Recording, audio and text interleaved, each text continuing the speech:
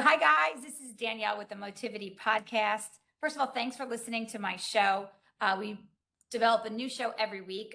So this week, which I'm super excited about, we're going to focus on data analytics. And the main focus of the show is to try to get more women interested in this sector, but also talk about why is there not too many women in this sector, and maybe it's a number of things, but we're going to deep dive into how do we bring more women into leadership and how does that get done, because we would love to see more of that. So today on the show we have Dr. Sue Tripathi. She's a managing director with a focus on data analytics. So she makes data-driven decisions, which is huge when we talk about data-driven decisions. And I just want to make one call out.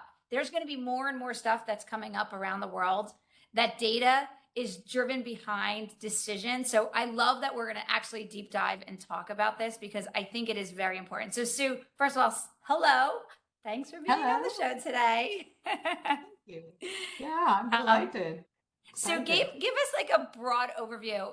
When I say data analytics, it means one thing to me because I use sensors and I use big machinery to tell me what's going on in the world, where traffic is, who should be doing what. But tell me when you say data analytics, define it for the listeners. And let's start there because I think it's really important. And then we'll get into, the challenges of women being in this role and maybe why that is. And how do we get more women involved? Absolutely. So I'm excited, delighted to be here. It's lovely to see you again and Happy New Year to you, Danielle. Yeah.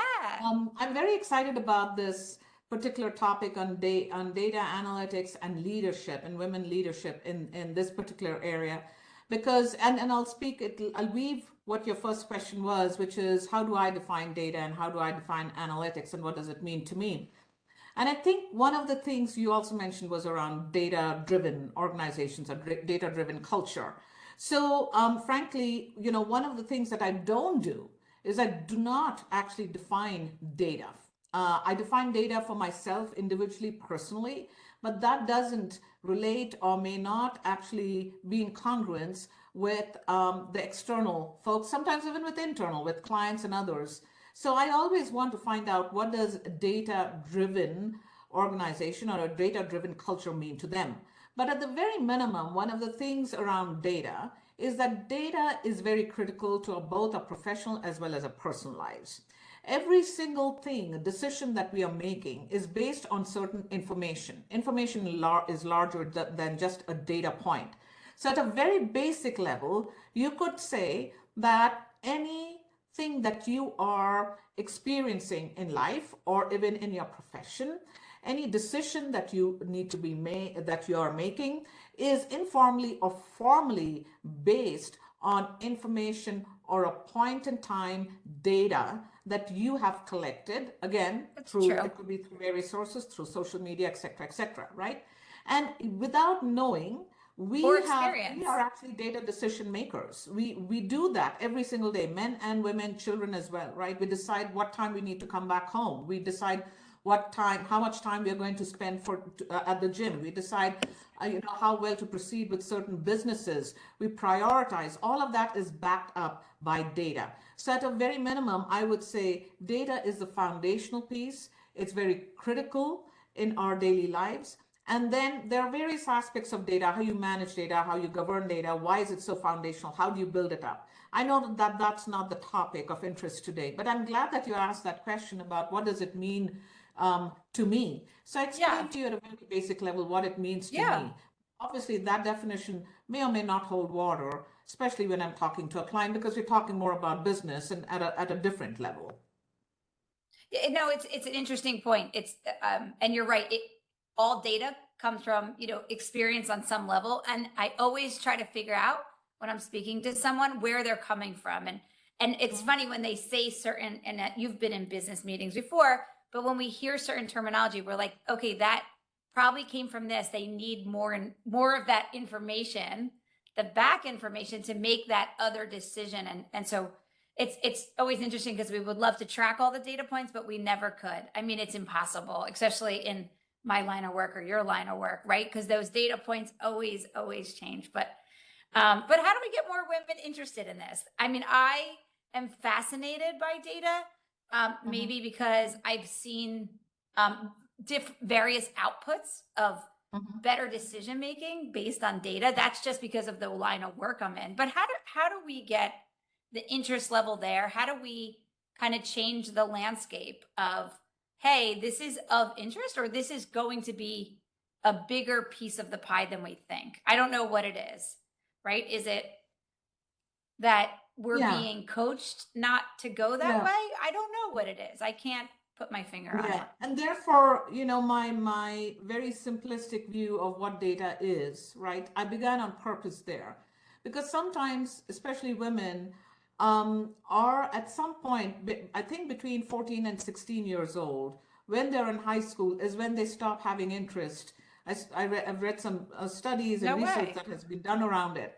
And there is actually a bias, a very, very unconscious bias, actually, even in the school system. And it's not limited, by the way, to the US. It's actually quite global, where we tend to dissect the student population into male and female and automatically assume that boys are going to be better in certain subjects, one of them being math, which includes, of course, data or even statistics, which is what my background.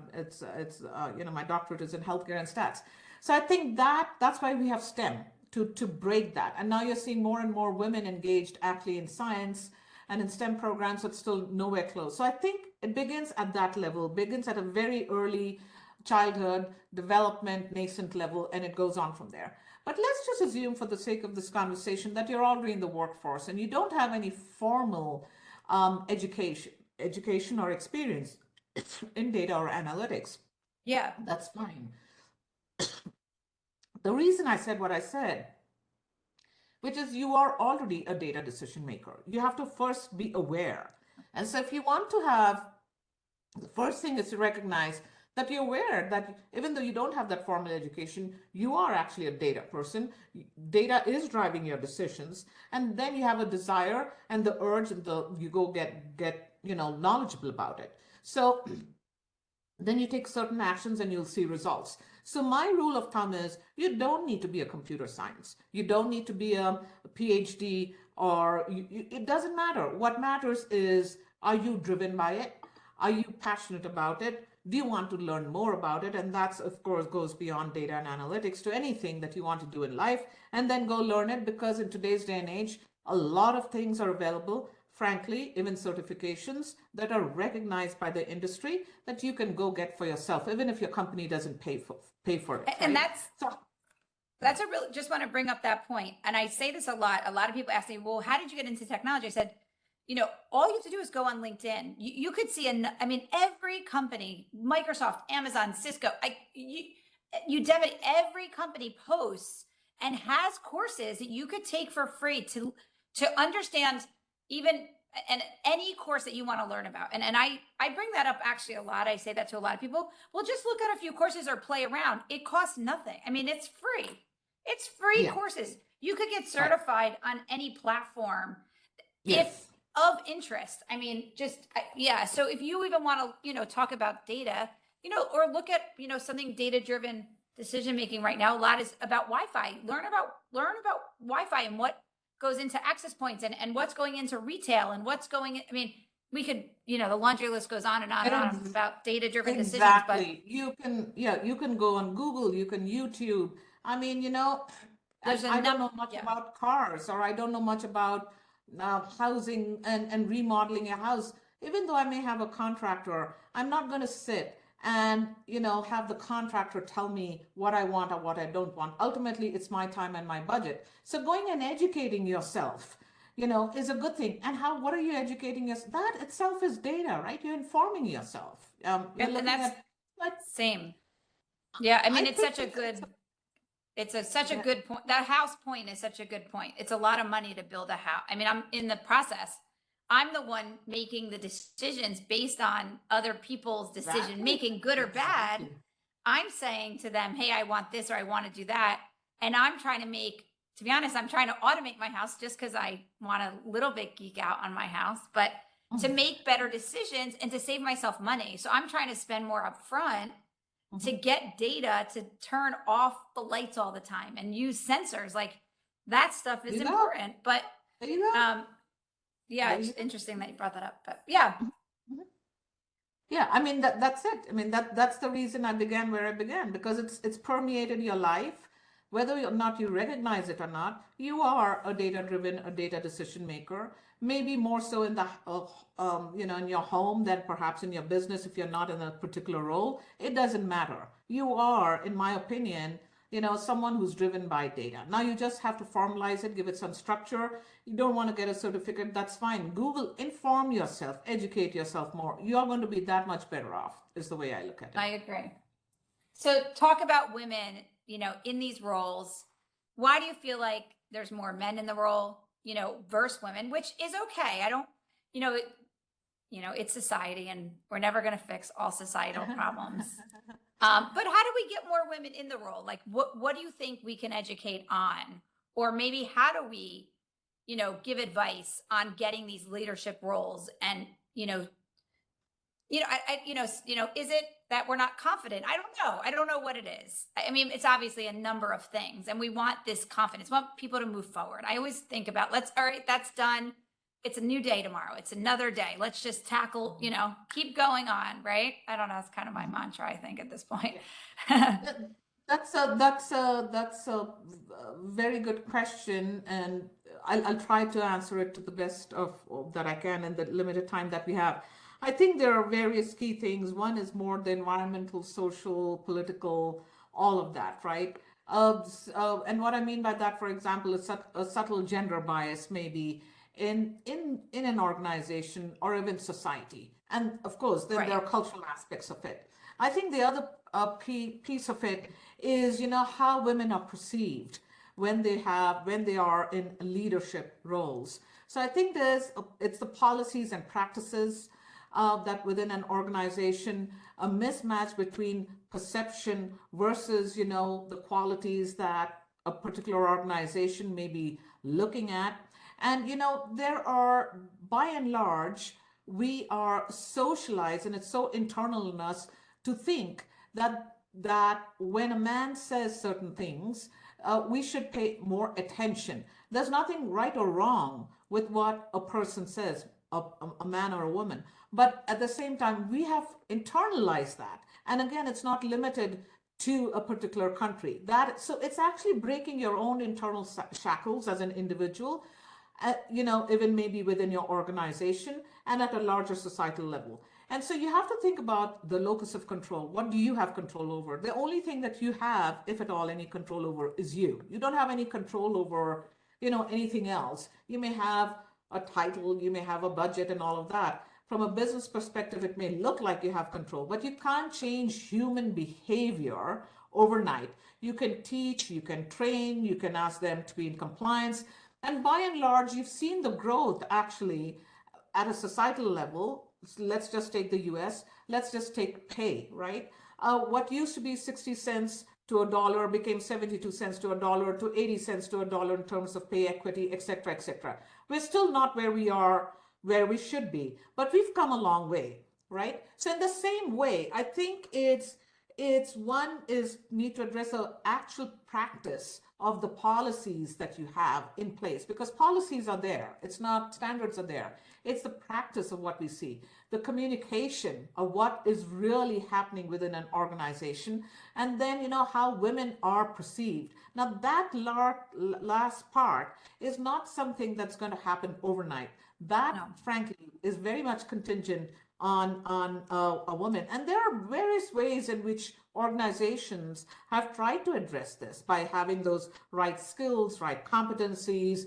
but it also has to be within the quote unquote right context, because you're working within a context. You're working within, a business, and the business is there for a purpose. And so I've seen traditional areas where people have been mentored or coached or, but leadership is actually much more than mentoring and coaching. Leadership is actually a shift in your fundamental shift in your identity. Who you view, not someone else. How do you view yourself as a leader? So you could have all the skill set, you could have all the education, you can have all the competencies and the experience, but you may still not have that leadership role that you yearn for. And what is it that prevents you from getting to that role? You can blame everybody, but there are frankly women leaders in the world who are making a difference at different various levels. So what I'm hearing you say is that, how do you get there? And the how is, one is identify, how you view yourself as a leader. What do you have a sense of purpose as a leader, right? It's not going to happen overnight. It is an iterative process. It's going to take time for you to think about what are those qualities that you are really looking for. Take advantage of the mentoring and the coaching and all of that. But you also have to think about beyond you. Now you have to think about the impact that you're making as a leader. Yes. As you communicate to these others and how they perceive you. Exactly. Outside your organization, within your business group, whatever it is that you're leading. And I think these are things that requires reflection. It requires a little bit, frankly, of psychology, right? It requires a lot of change from within. It requires a recognition and an awareness of what you think you're good at versus the limitations that you may have as a human being, right? And then you also have to align it with your personal values. This is something that people don't talk about a whole lot. What are your personal values that would help in the collective good, overall good, not just of your organization? And then you start integrating those qualities into, in your behaviors, right? And if you are thinking about that larger purpose, you are, frankly, could be in a situation where you can actually take those policies that are already in place, enhance it, and actually put them into practice. I'm not saying any of this is easy, but sometimes in order to pave the path, not just for yourself, but for the next generation, the generation after that, you have to think about much more than you when it comes to leadership and women in leadership, especially in data and analytics. Yeah. It's not always about you. It's about everybody. It's about your team and how they're doing, how their well-being is. It's a lot of mapping and it's a lot of relationship management that goes into it. Yeah. Yeah. It's a lot of reflection. You have to ask yourself, why do you want to be a leader? Now, there are some people who are innate, they're born with those leadership qualities. You may not see it, but the world sees it, right? And in that world, there's a subset of a mini world that says, I'm going to hone and I'm going to train this person because I see such great potential that not having this person in a leadership role would be a travesty. But that doesn't happen very frequently in the real world, right? It's, as you said, relationships, networks, who you know, the politics within an organization, the social environmental context, et cetera, et cetera.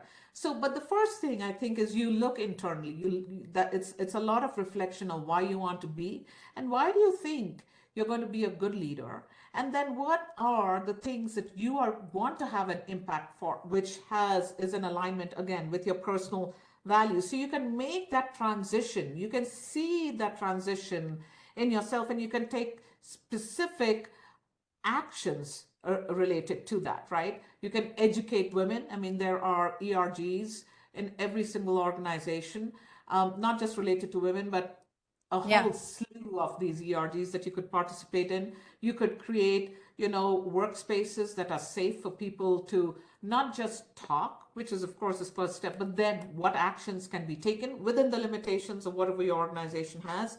How do you want to transition? Because again, it's a lot on you and how you want to transition.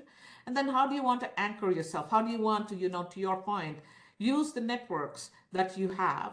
And is it going to be like I've been told, hey, it's going to be another 3 years before we consider you for leadership? Now, I'm at a phase in my life where 3 years seems a long time because, it's not like I have, 30 more years to work. Not because I don't like to work, but, I'm not 20. So you've got to think about also what you want from your life that would be helpful to you as a human being. And to some extent, I'll put myself out there. To some extent, I defined myself in terms of my work. I found my self-worth and self-value related to not the titles, but what I was contributing, I and that agree. cannot be your whole purpose in life. It has to be, and that itself is a learning, right? That itself says, hey, or you could be frustrated saying, why am I not leading it? But sometimes it's better not to lead. Sometimes it's just better to take 3 steps back, take a look, and find that there are people who are much better in that, and you're learning. So listening is a big part of it. Yeah, and I think, Sue, to that point, leaders come in many different roles too. It's not always that the leader has to be the C level, the VP level. There's different leadership positions that you could take at companies that maybe that's a step to see if you like it. You could be a leader without managing people. That's another way. I mean, I don't I'm in that role where I have to lead, but I lead I would say horizontally, not in a pyramid approach. So I just want to make that call out, like people listening and getting into the workforce or women listening. It's not always a pyramid where you start out and there's one on top. There's levels and different levels to the organization. And so I think to Sue's point, you can do a number of leadership activities that to see if you like being that type of leader, like, and that role, like you said, strengths, weaknesses, ups, downs. There's a million different ways that you can combine that role really and find out what best fits for you. Yeah, and I've seen, I mean, I've been in this space for 28 plus years now, right? I'll give you a quick example. So the United Nations, someone from the United Nations called me, because they had seen an article and it was featured in the AI magazine. And Yeah. I kid you not, the person who called me, when she called me, I said, I think you've got the wrong Sue. And she said, she started to laugh. No, no, no, I'm looking at you at LinkedIn. So a few months later, we're still, and what they are trying to do, for example, is something called AI for Good. So it's a platform where governments, nonprofits, universities, commercial, there are all kinds of institutions, literally all over the world.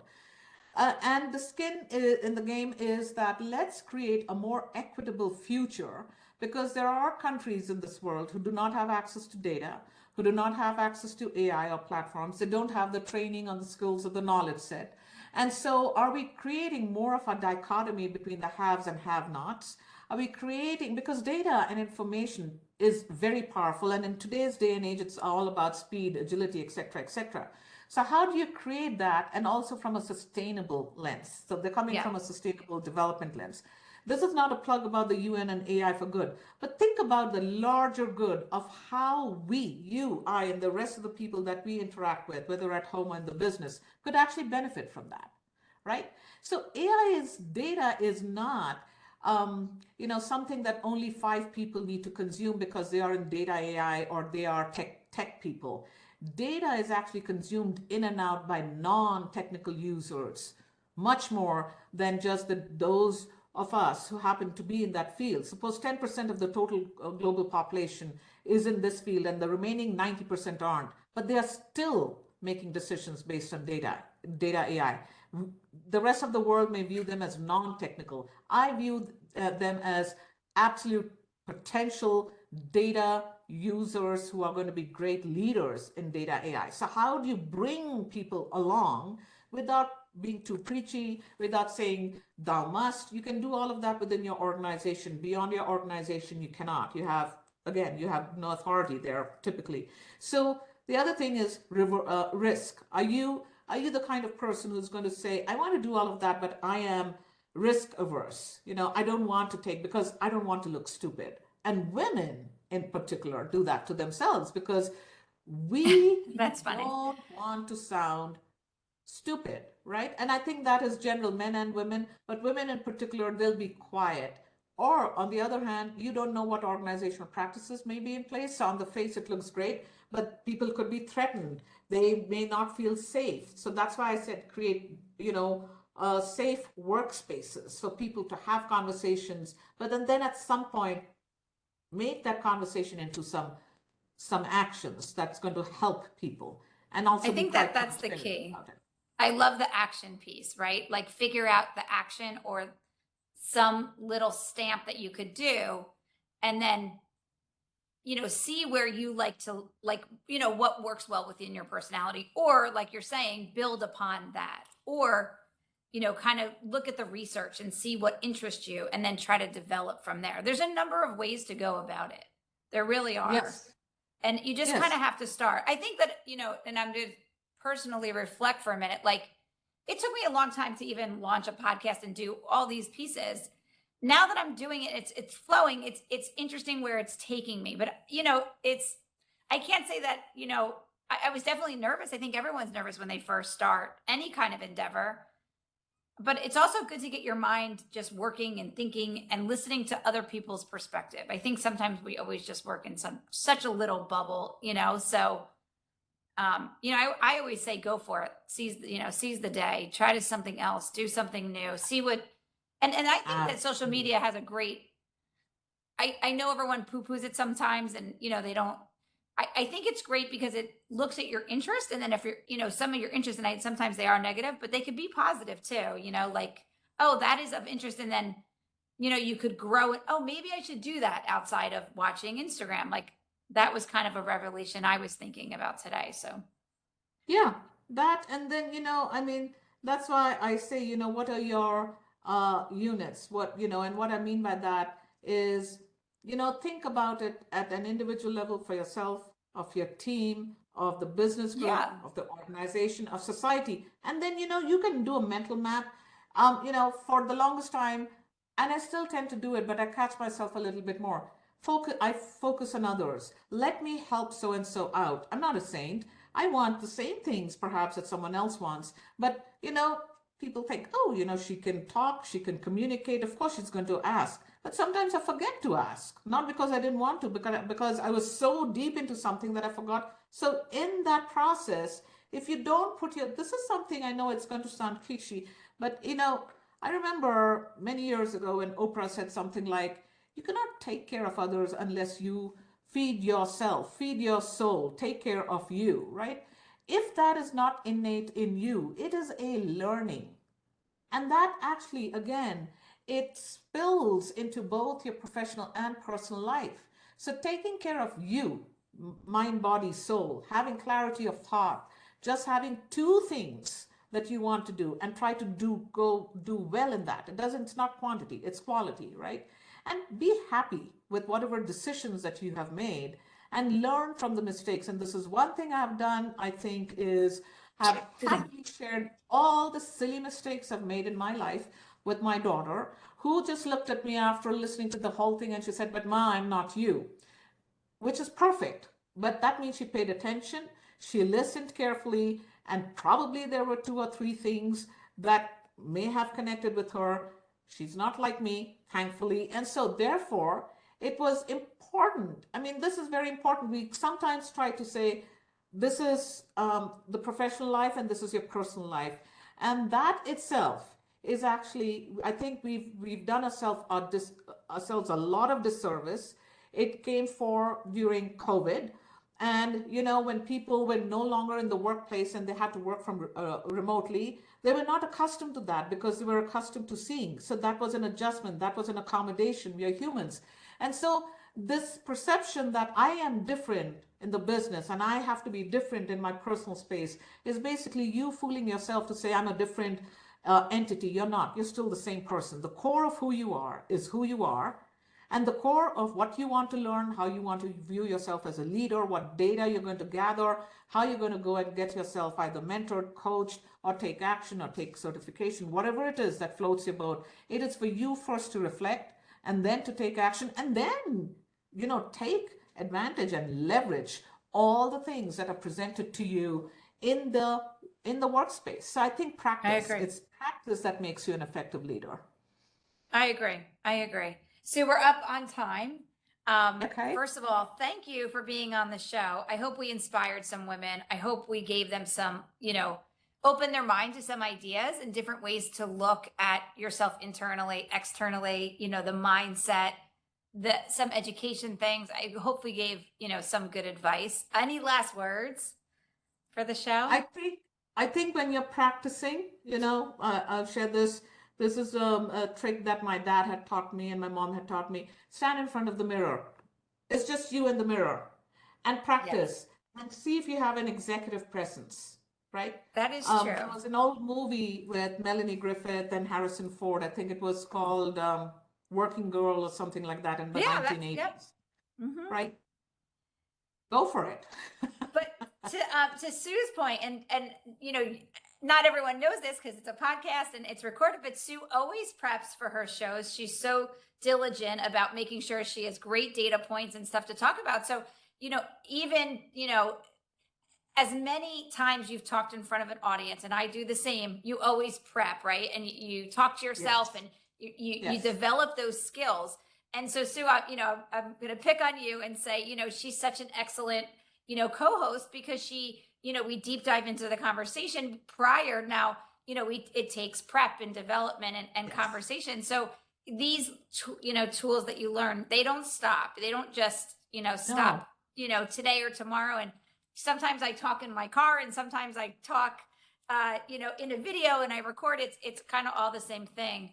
And I guess being in that leadership role, you really need that voice. You got to be comfortable up there, but it is nerve wracking. I still get nervous. I was nervous yesterday giving a presentation on a bunch of data points and you just don't know how it's going to be perceived, right? Like you do your best and sometimes you're good and, we're all human at the end of the day. But, yeah, exactly. And there's no one way or the other way. There's no right way or the wrong way. You just have to, discipline is important, more than Yes. talent. Talent is good. Discipline is even more important. I'll close with this. So many years ago, I was invited to this international conference with 20,000 delegates in Vienna, and I was presenting, and I felt very privileged to be there. And then amongst all the leaders, global leaders were there, there was Bill Gates and Bill Clinton.